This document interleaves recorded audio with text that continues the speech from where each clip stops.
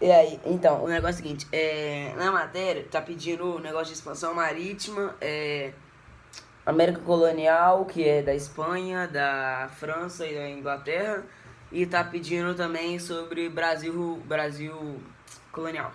Então, começando aí na expansão marítima, que é a matéria menorzinha, o que acontece? Ele fala o seguinte, que Portugal saiu antes que todos os outros países da Europa para a expansão marítima, porque ele tinha uma geografia favorável, tipo assim, o lugar onde é que ele estava era favorável para isso. E ele, como ele estava em paz interna, ele estava com dinheiro para poder montar as embarcações e sair na expansão marítima, entendeu? É, já a Espanha saiu um pouco depois na expansão marítima, não muito, poucos anos depois, mas eles foram os dois primeiros a sair. O resto dos outros países ficou para trás no momento. Então, Portugal, ao longo de quantos anos? Não era 1392, não? Acho que é assim. Tá, enfim. Ao longo, o Portugal, ele sai lá do país de Portugal, né? O português sai de lá e vai contornando todo o território africano. Lá na costa da África, ele vai fazendo várias pulos, assim, tipo, de cidade em cidade, até contornar lá embaixo da África para poder chegar nas Índias. Logo depois disso, não, logo, tipo, ao mesmo tempo praticamente que isso, Cristóvão Colombo, sai da Espanha e faz o seguinte, pô, se eles chegaram por debaixo da África, tem que dar a Terra é um círculo, né, uma esfera. Então tem que dar um jeito de a gente dar a volta e poder chegar lá. O que acontece? Como ele tentou fazer isso, ele fez os cálculos de acordo com os matemáticos muito antigos. Vou ver. Então, tipo assim, ele calculou que demoraria 2 meses para ele chegar nas ilhas. Só que quando deu 2 meses, ele na verdade chegou lá nas ilhas ali perto da Flórida, ali naquela área. E quando ele chegou ali, ele já achou que eram as Índias. Então ele chamou o povo daquela região de índios.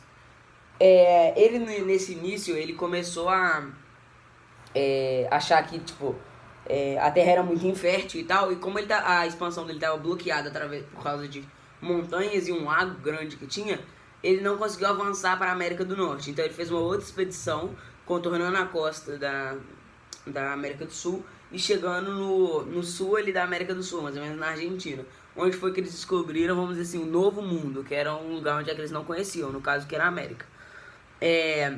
Então foi criado o Tratado de Tordesilhas, logo quando eles estavam saindo para a expansão marítima, assim, né? Não, o tratado primeiro foi a Buca, B-U-C-A, Intercoetera, isso, Intercoetera ou Intercoetera, não sei. Mas esse tratado da Buca Intercoetera foi o Papa, eles falaram assim, pô, Papa, a gente tem que dividir o mundo aqui para os dois países que a gente vai sair para descobrir. O Papa falou assim, então a 100 léguas das ilhas de Cabo Verde, vocês vão traçar uma linha e dali para a esquerda, tipo, dali para o leste vai ser da Espanha, dali para o oeste vai ser de Portugal. Só que, como os países não aceitaram isso, porque Portugal estava tipo, praticamente sem as terras da América, sabe? Então eles fizeram um acordo entre Portugal e Espanha, sem o auxílio do Papa, que foi o Tratado de Tordesilhas, que a 370 léguas das ilhas de Cabo Verde fosse traçada uma linha. Dali para o oeste ia ser Portugal e dali para o leste ia ser da Espanha. Então, beleza. Basicamente, expansão marítima é isso. Então, mas também fala sobre a chegada dos ingleses e franceses, mas eu vou falar isso depois. Então, vamos lá. Agora, começando na matéria de América colonial, a gente tem o seguinte. Ele começa a falar o seguinte, na América colonial, lembra que eu falei que os espanhóis, eles subiram na América do Sul ali? E eles começaram a fazer um tanto de burocratização, eles começaram a meio que colonizar toda aquela América ali, principalmente a América do Sul e a América Central, depois que eles subiram para a América do Norte, né? Não? América do Norte descendo para América do Sul. Ao contrário, América do Norte descendo para a América do Sul, desculpa. Então eles pegaram ali e foram fazendo um tanto de burocratização, que era o seguinte, eles faziam portos singulares, tipo assim, poucos portos tinham, e eram poucas viagens, para poder evitar o roubo e gerar mais riqueza para metrópole. Então, o que acontece? Eles também fizeram o Pacto Colonial, que foi uma forma que a metrópole tinha de ganhar lucro sobre a colônia.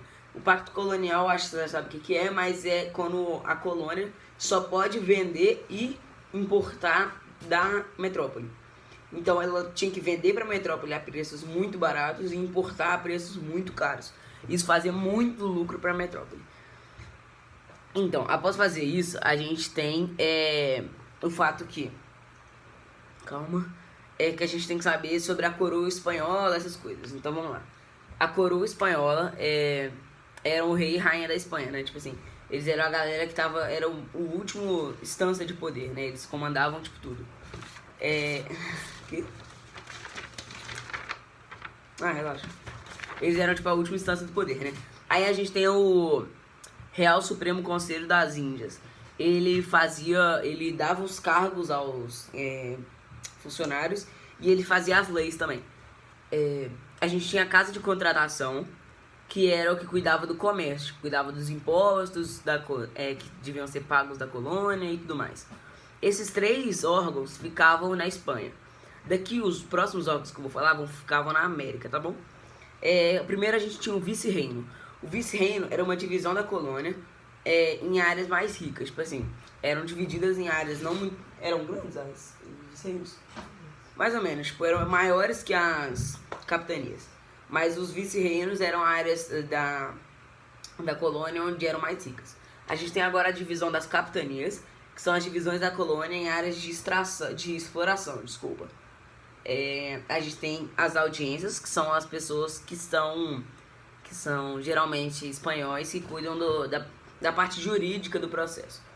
Essas audiências, né, que no caso são pessoas, geralmente participavam dos cabildos, que também é outro órgão, que era tipo a Câmara Municipal, vamos dizer assim. Era a Câmara onde a galera se reunia para poder falar sobre a administração de uma cidade um pouco menor.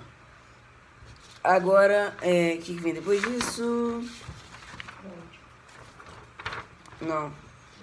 Pirâmide?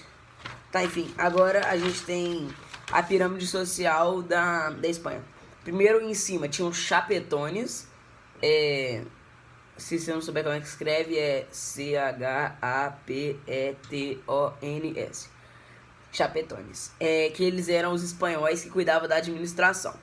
Depois a gente tinha os criolhos, não sei, CRIO2LOS. Eles eram filhos dos chapetones e eles eram os filhos mais ricos, tipo assim. Oi? Sim, eles eram todos nascidos na América. Aí depois disso a gente tinha os mestiços, que eles eram chapetões ou criolhos, que casaram com nativos e tiveram filhos. Esses filhos são os mestiços. Eles são trabalhadores assalariados e tudo mais.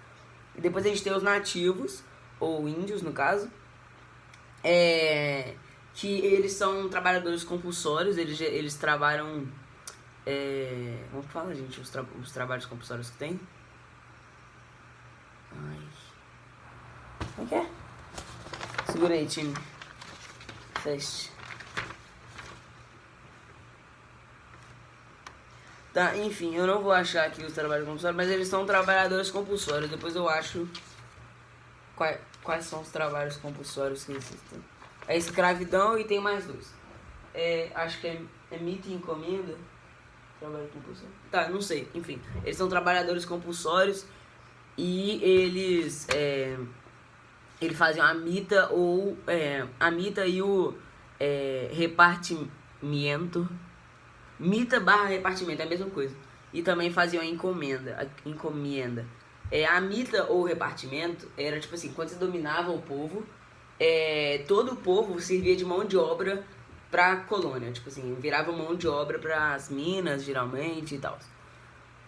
Agora, a encomenda era quando você dominava um povo, uma parte dos nativos, tipo, era mandada como mão de obra em troca de catequese, em troca de catequização, tá certo? Beleza. Aí depois a gente tem os escravos, que eles vieram da África, né, são negros africanos, e eles trabalhavam nas plantations, que são, tipo, São latifúndios de monocultura, escravistas, tipo assim, com o trabalho escravo, e eles tinham foco para exportar as coisas, os produtos. E a América colonial na parte da Espanha é só isso. Agora, na parte da Inglaterra, a gente tem eles saem depois, né, para a expansão marítima e ficam de fora do Tratado de Tordesilhas. Então eles pegam só uma partezinha da América do Norte que foi rejeitada por Portugal. Não, pela Espanha, desculpa. E eles dividem isso em 13 províncias. Beleza? Eles veem que realmente a terra era muito infértil e não valia a pena eles continuarem ali e tal. Então ocorre a negligência salutar, que foi o seguinte: a Inglaterra abandonou as 13 colônias e deixou elas lá. E isso foi um abandono saudável, porque tipo assim, as 13 colônias conseguiram se desenvolver. Se desenvolveram melhor. E eles se dividiram em parte norte e parte sul. Na parte sul, tá certo? Tá. Na parte sul eram grandes latifúndios com trabalho escravo, tipo assim. E na parte norte eram pequenas propriedades com trabalho assalariado, com trabalho de mão livre. Depois de algum tempo, a parte norte começa a fazer comércio, né? Eles começam a comercializar. E o que eles fazem? Eles pegam o açúcar, fazem o rum com açúcar e trocam por escravos na África. Eles pegam esses escravos e vendem pra galera do Caribe. Aí eles vendem pro Caribe em troca de mais açúcar. Então eles pegam o açúcar, transformam em rum, trocam por escravo. E vai fazendo esse negócio, porque isso tava dando lucro, sabe? Ele tava conseguindo pegar mais açúcar do que ele tava gastando. Enquanto a parte sul tá produzindo algodão e tabaco para vender para Inglaterra. Só que era muito barato e eles acabam não conseguindo muito lucro. Então a parte da Inglaterra é isso, certo? Eles não conseguiam sair de lá por causa daquelas colinas e por causa do lago grande que tinha lá. E agora na parte da França eles dominam 3 pequenos territórios, são umas ilhas lá no Caribe, a Guiana Francesa e Louisiana. Essas 3, eu não sei bem o que acontece, mas elas fazem a plantation tropical como forma de ganhar dinheiro, pá. Os portugueses agora quando eles entram no Brasil, né? Da conquista do Brasil, que a gente chama, foi muito através de violência. Então teve a violência cultural, a violência biológica e a violência física. A violência física é porrada, a violência biológica são as doenças que vieram da Europa e os brasileiros não tinham, os nativos não tinham resistência a essas doenças, então acabou que matou uma grande parte deles. E inclusive a violência biológica tinha hora que era até proposital, tipo, às vezes os portugueses levavam pessoas mortas com peste negra pro Brasil para exterminar tribos. Assim, a galera era uma cruel. E também tem a violência cultural, que foi a mais presente e ao mesmo tempo a que a gente menos percebe. Onde todas as línguas indígenas, toda a cultura indígena, a maioria foi pro saco. Tipo, aí ficou só a cultura portuguesa e a língua portuguesa. Basicamente é só isso na América colonial. E aí começa a parte de Brasil colônia. E eu vou ter que pegar uma colinha. Mentira, não vou não. Porque nós é pro. Então, como é que começa mesmo? Calma. O quê? Administração, as críticas do período. Ah, tá. Sim. É, isso aí. Eles chegam lá no Brasil e eles reparam o seguinte. Que eles esquecem um pouco do Brasil porque eles percebem que ia ser muito caro para eles conseguirem colonizar todo o território que eles tinham ali no Brasil. E eles não tinham visto nenhum ouro ou prata aparente. Tipo assim, os nativos não usavam muito ouro, prata. Eles usavam para outras coisas, não como decoração. Então eles acharam que não tinha muita riqueza naquelas terras e focaram mais nas Índias. Depois de um tempo, eles mandaram uma expedição lá e viram que era possível fazer, só que ia sair um preço muito caro. Tipo assim, ia continuar saindo num preço muito caro para colonizar o Brasil. Então o que eles fizeram?